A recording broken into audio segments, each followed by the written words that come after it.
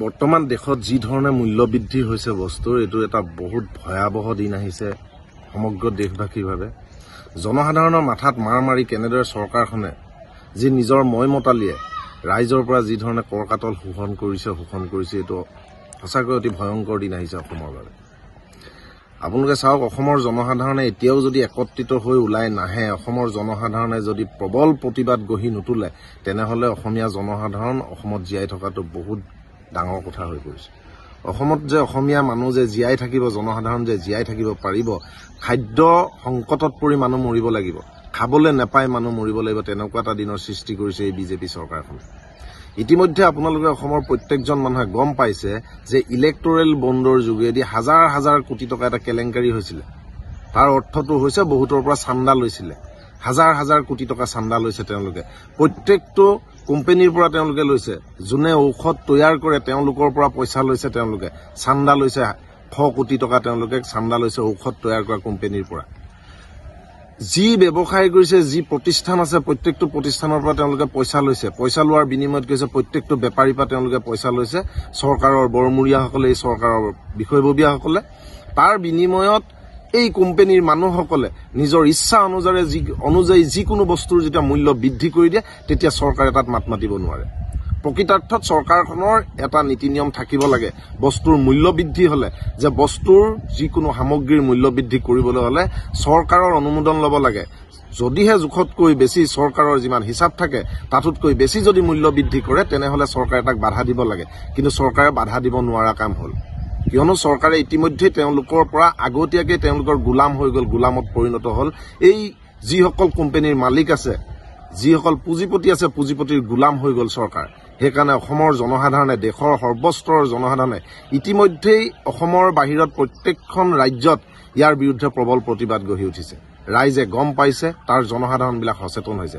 কিন্তু আমাৰ অতিকৈ পৰিতাপৰ কথা, আমাৰ অসমৰ জনসাধাৰণে এতিয়াও এই মুহূৰ্তলৈকে বুজি পোৱা নাই। এটা কাৰণেই বুজি পোৱা নাই, অসমৰ জনসাধাৰণে যি অৰুণোদয় আঁচনি পাইছে, 1250 টকা পাইছে, এই বাইদেউ আঁচনি পাইছে, 10,000 টকাকে দিম বুলি গছ পুলি ৰোৱালে, সেয়া আঁচনিৰ লোভ দেখালে, লাখপতি বাইদেউ বনাব এয়া লোভ দেখালে। এয়া দেখি প্ৰত্যেকজন অসমৰ মানুহ মনে মনে বহি আছে। ইয়াৰ পৰিণাম এনেকুৱা ভয়ংকৰ দিন এটা আহি আছে, যিটো ভাবিব নোৱাৰা এটা দিন আহি আছে।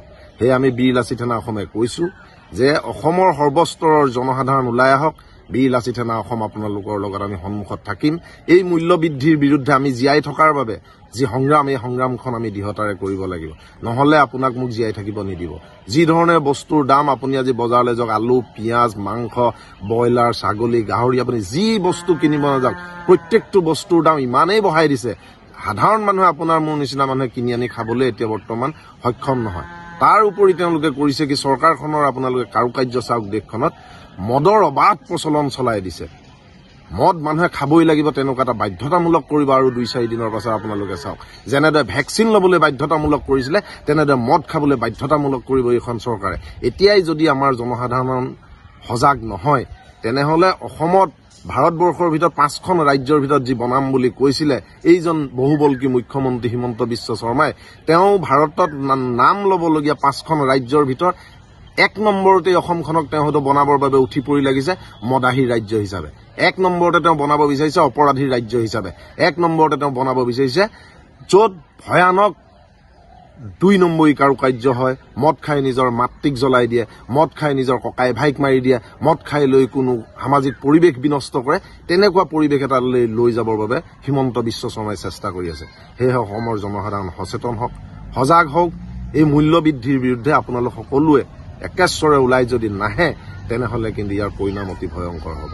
আৰু ইয়াৰ যোগেদি আৰু এটা কথা আমি বীৰ লাচিত সেনা অসমে কৈ দিওঁ যে হিমন্ত বিশ্ব শৰ্মা ডাঙৰীয়াই হওক বা নৰেন্দ্ৰ মোদী ডাঙৰীয়াই হওক, আপোনালোকৰ ক্ষমতা চিৰস্থায়ী নহয়, চিৰদিন নহয়। 4 জুনৰ পাছত ইতিমধ্যে ভাৰতবৰ্ষৰ জনসাধাৰণে কি সিদ্ধান্ত লৈছে তাৰ ৰিজাল্ট ওলাব। আৰু মুখ্যমন্ত্ৰী হিমন্ত বিশ্ব শৰ্মাৰো কি গতি হয় গম পাবই, বেছি দিন নাই। সেয়েহে কৈছো, সময় আপোনালোকৰ আৰু নাই, আপোনালোকক অনুৰোধ কৰি লাভ নাই। সংশোধন হওক, ৰাইজৰ পক্ষত থাকক। সেয়েহে আমাৰ সমগ্ৰ জনসাধাৰণ একত্ৰিত হৈ ইয়াৰ বিৰুদ্ধে ওলাই আহিব লাগে। ধন্যবাদ।